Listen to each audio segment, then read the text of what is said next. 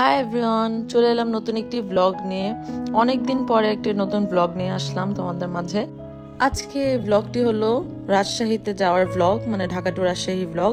So এই ব্লগে আমি তোমাদের সাথে শেয়ার করব কি করলাম আমি রাজশাহী গিয়ে, আর আমার ট্রাভেলিং এই জার্নিটা কেমন ছিল। তো এখানে আমরা এয়ারপোর্টে অলরেডি পৌঁছে যাই। সো আজকে আমরা ট্রেনে যাব। আমাদের ট্রেনটা ছিল পদ্মা এক্সপ্রেস। আমাদের ট্রেন ছিল 11:30টার দিকে, 11:20-এর দিকেই।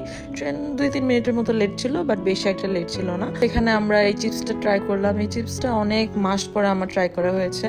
সো মোটামুটি আমার কাছে মজাই লেগেছে, ক্রিস্পিও ছিল। সো এটার প্রাইস নিয়েছিল মাত্র 20 টাকা। উঠে আমার হাজব্যান্ড খাচ্ছিল এখানে এই ব্রেডটাতে নারিকেল আর মোরব্বার ফ্লেভার ছিল। মোটামুটি আমার কাছে ভালো লেগেছে। জ্বরের কারণে আমার মুখে আসলে ওরকম কোনো টেস্টই আমি পাচ্ছিলাম না।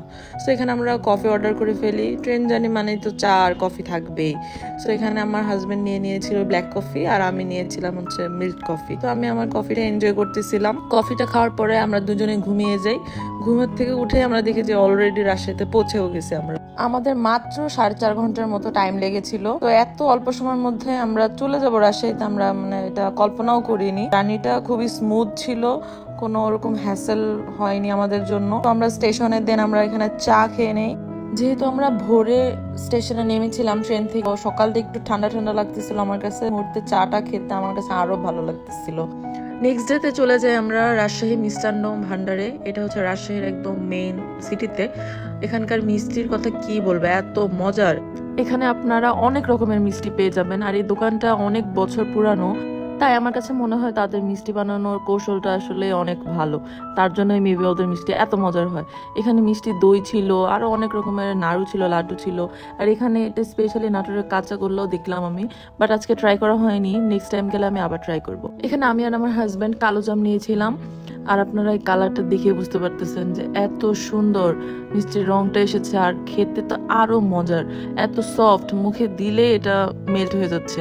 এখানে আমরা এই বুন্দিয়াটা অর্ডার করেছিলাম। বুন্দিয়াটা দেখেই তো আমাদের খেতে ইচ্ছা করতেছিল, তাই ট্রাই করে ফেললাম। বুন্দিয়াটা আমার কাছে মজা লেগেছে, আমাদের দুইজনের কাছেই। আপনারা রাজশাহীতে গেলে অবশ্যই এই দোকানের মিষ্টিটা ট্রাই করার চেষ্টা করবেন। এই দোকানের মিষ্টি সত্যি অনেক মজার। দেন আমি আর আমার হাজব্যান্ড মিলে রাজশাহী শহরটা একটু এক্সপ্লোর করলাম, ঘুরে দেখলাম। আর আজকে আমরা আমার হাজব্যান্ডের ছোটবেলার ফ্রেন্ডের সাথেও দেখা করেছিলাম। রাজশাহী শহরটা আমার কাছে বরাবরের মতো খুবই ভালো লাগে। আর আজকের ওয়েদারটা অনেক সুন্দর ছিল, একটু মেঘলা মেঘলা, একটু বাতাস, হালকা হালকা বাতাস ছিল, অতটা গরম ছিল না। সো আমার কাছে সারাদিনটা খুব ভালোই গিয়েছে রাজশাহীতে। হাজব্যান্ডের ফ্রেন্ডের সাথে দেখা করি। সো আমরা সবাই মিলে প্ল্যান করি যে আমরা ফুচকা খাবো। সো এখানে দই ফুচকাও ছিল আর নর্মাল রেগুলার ফুচকাও ছিল, এটা একটা কম্বো ছিল। সো আমি যদি টেস্টের কথা বলি, আমার কাছে ভালো লেগেছে দই ফুচকাটা। দেন আমি আর আমার হাজব্যান্ড বাড়িতে চলে যাই। এটাই ছিল আজকের এই ব্লগ। তোমাদের কাছে এই ব্লগটি কেমন লাগলো আমাদেরকে কমেন্টের মাধ্যমে জানাও। Thank you so much everyone for watching this video. Bye by.